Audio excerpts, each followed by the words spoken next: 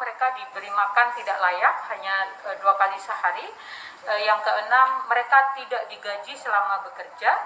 Yang ketujuh, tentu tidak punya akses komunikasi dengan pihak luar. Komnas HAM yang mendapat laporan tersebut mengaku turut mendapatkan banyak foto maupun video terkait penggunaan kerangkeng di rumah terbit rencana.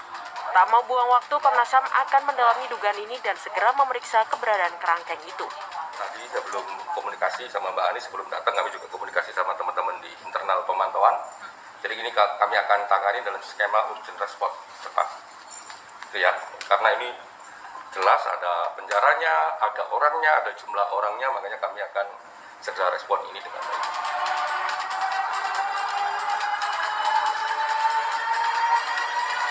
Tim Liputan Pemerhati Buruh Migran atau Migrant Care melaporkan temuan kerangkeng manusia yang disimpan Bupati Nonaktif Langkat terbit rencana Perangin-Angin di belakang rumahnya. Migrant Care menyebut ini bagian dari perbudakan modern. Temuan tersebut berdasarkan laporan masyarakat bersamaan dengan operasi tangkap tangan yang dilakukan KPK terkait kasus dugaan korupsi yang melibatkan terbit rencana.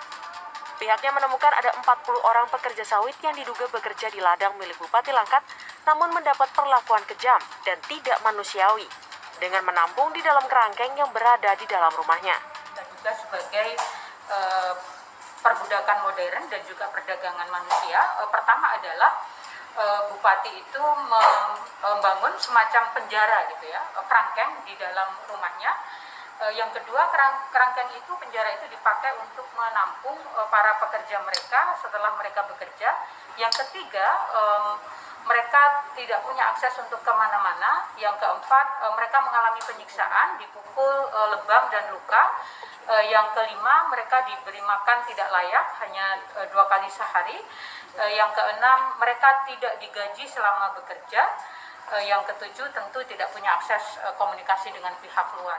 Komnas HAM yang mendapat laporan tersebut mengaku turut mendapatkan banyak foto maupun video terkait penggunaan kerangkeng di rumah terbit rencana. Tak mau buang waktu, Komnas HAM akan mendalami dugaan ini dan segera memeriksa keberadaan kerangkeng itu.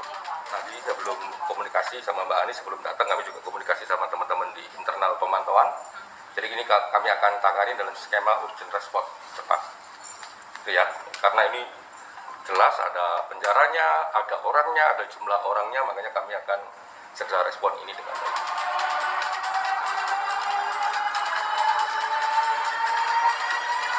Tim Liputan Metro TV.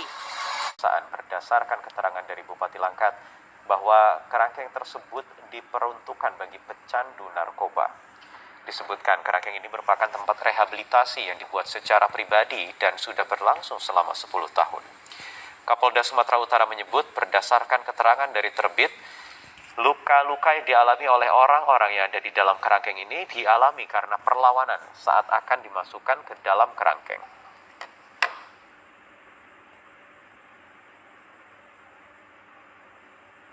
Di hasil pendalaman kita, memang itu adalah tempat rehabilitasi yang dibuat oleh yang bersangkutan secara pribadi dan sudah berlangsung selama 10 tahun.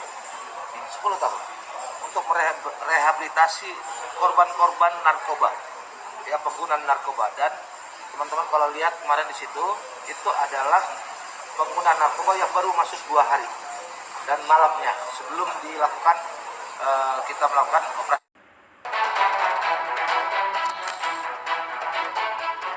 Dalam rentang 3 pekan pertama tahun 2022, Komisi Pemberantasan Korupsi sudah menangkap 3 kepala daerah. Yang terbaru, Bupati Langkat terbit rencana Perangin-Angin harus diringkus KPK karena diduga menerima suap terkait proyek pengerjaan infrastruktur di Kabupaten Langkat. Pak, ada bisa disampaikan Pak? Ada permintaan maaf buat warga sana nggak Pak?